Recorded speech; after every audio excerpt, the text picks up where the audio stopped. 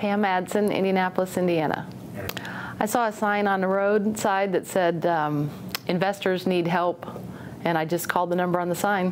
What happened? Somebody answered the phone and said it was an investor program, and actually I had met Joe years before when he was a realtor and I was looking to buy investment property, so I had remembered the name, and I just started looking into the program, and it was all laid out on a website, and I just eventually decided to do it. I was ready to make a change in my life. I'd been a paralegal for 22 years and was ready to do something different, to have more flexibility in raising my daughter, and just ready to run my own business and be my own boss. Not very long. I started with the for rent method and calling phone numbers in the paper, and I think it was within a couple of weeks I got my first client, which is still 4 years later a client of mine. There was a sign in the yard that the couple who owned this house were trying to rent it out, so I called and asked if I could help them find a lease option tenant, and they said, yeah, that'd be great. They'd love the help, so I did find them a lease option tenant, and that worked out real well. And then I eventually started a property management company, and so when that family, they didn't buy the house, they moved out a year or so later, and I found this couple another lease option tenant. And that person stayed for a couple years, and then the couple decided to sell the house, and by then I'd got my real estate license, so now I had the house for sale. So I've been, in a relationship with them for about 3 years now. This first one, the lease option fee was $3,000, so I made $3,000. And I was working part-time for a while as I got things going. I still had a full-time job, so I was probably working about 10 hours a week. And I made $3,000 on that first deal.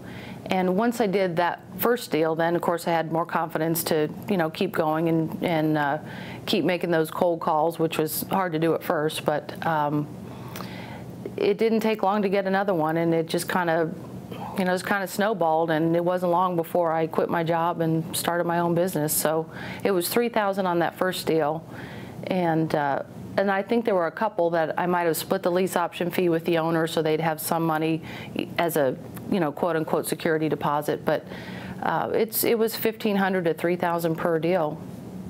And then I started branching out and doing some property management, because I had owned investment property for years, so I decided to do property management for other people. And I didn't really know when I started the program where it was going to take me, and I didn't really have a fixed goal as to what I was going to do. I thought, I'm just going to try this and that. There's so many different ways to make money. I'm going to try a little bit of this and that and just kind of see where it leads. And it led into owning a property management company, which wasn't what I'd started out to do, but that's where I ended up. I probably worked for about a year and a half before I quit my job. I was making about $50,000 a year as a paralegal, so I needed to replace somewhere near that number. And I got probably to about $30,000 a year, and I felt comfortable that I was ready to quit.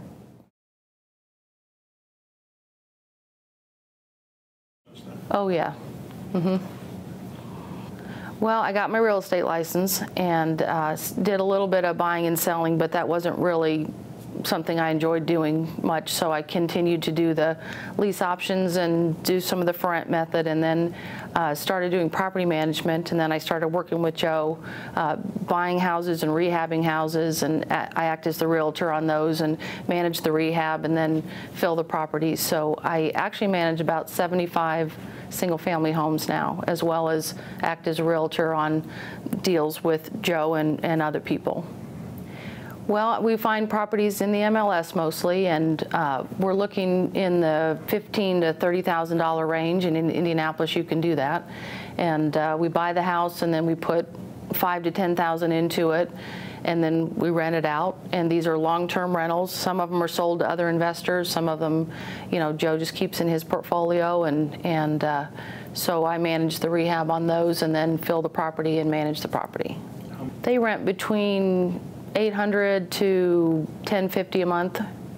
No, I don't work in a war zone. I've actually owned property in a war zone, and I will not do that now. So these are properties that are, they're lower income or blue collar areas, but they're not war zones. So if you have a slum property, you're going to get a very low quality of tenant who's not going to appreciate it and take care of it. So we keep our properties very nice. They're often the nicest in the group, and that helps us get a little bit more rent, and it helps keep a better quality of tenant. I'm very strict about screening. I don't rent anybody who's been evicted within 2 years, or someone who, doesn't take care of the property that they're currently renting.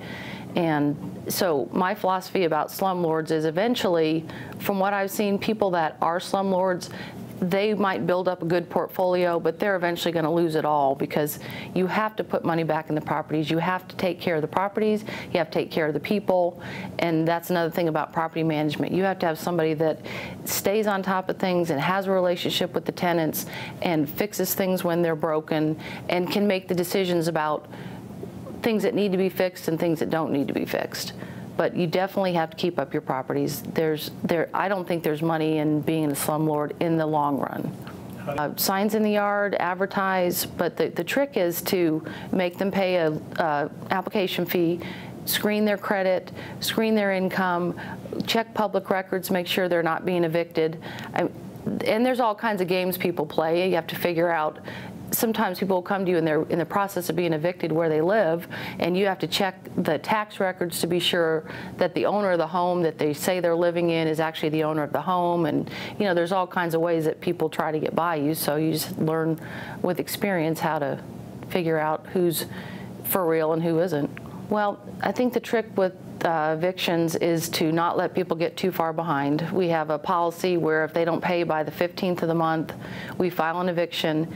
And that doesn't necessarily mean somebody has to move. That just means they are now on notice that they have 2 to 3 weeks between now and the time of the hearing to get caught up on the rent. And most people do that.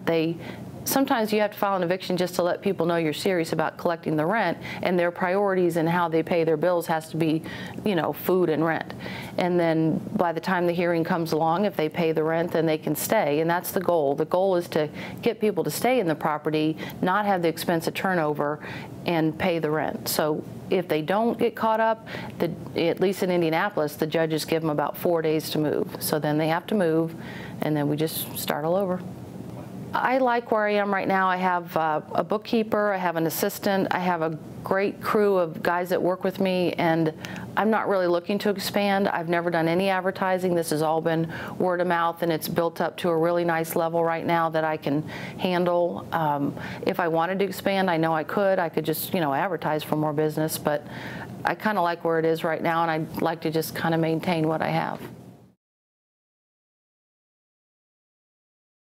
It has so far exceeded anything I ever thought when I first started the program. I had done other programs with other gurus, and you pay the money and then you never hear from them again, or you go to their seminars and it's all about buying more materials and more steps in their programs, and then you just don't have any follow-through. But with Joe, there's conferences every 2 weeks. He's always there to pick up the phone, answer emails, and he truly, truly is a mentor. And I would highly recommend his program to anybody, because it really has changed my life. I have a lifestyle now and a flexibility in raising my daughter that I never would have had working for someone else. The biggest thing that keeps people from doing this is fear of the unknown and fear of not being competent, and especially when you come from another profession and you're competent, and then you start something totally new. You don't know the language, you don't know how things work, and you have to fumble through. You feel like a kindergartner, but you have to get past that fear and just do it. And that's the thing. You have to pick up the phone, make those cold calls. I remember being so nervous doing that. I hated it. But once you do it, it's like anything else. Once you have one success, then it builds on the next. And you just have to jump in with both feet and do it. And you have to work. A lot of people, I don't think, realize you do have to work. You have to set some goals and set some time aside and say, I'm going to do this, and just keep pushing through. And when it gets hard, just keep pushing through. And you have to have somebody who's there with you every step of the way, and Joe has always been. Owning my own business gives me the flexibility to make my own schedule. Doesn't mean that I don't have to work. I certainly probably work harder than I ever did working for somebody else, but when your whole income and your business and everything is dependent on your efforts, it's a completely different mindset than when you get a paycheck every 2 weeks. So it makes you work harder, and it's more motivating. It's more creative. You think for yourself more, and you have to solve your own problems, and sometimes that's tiring because you can't pick up the phone and call your computer wizard to come fix your computer. But on the other hand, the rewards of seeing your income double through your own efforts and knowing that you're making that money, not somebody else, which is usually what we're doing when we're working for someone else, we're making them money. When you're making that money for yourself, it's just so much more rewarding. I would just say that Joe is for real, and he is a wonderful mentor, and he has his program is very substantive, and he is very supportive, and if you make this commitment, you won't regret it. I know I certainly haven't.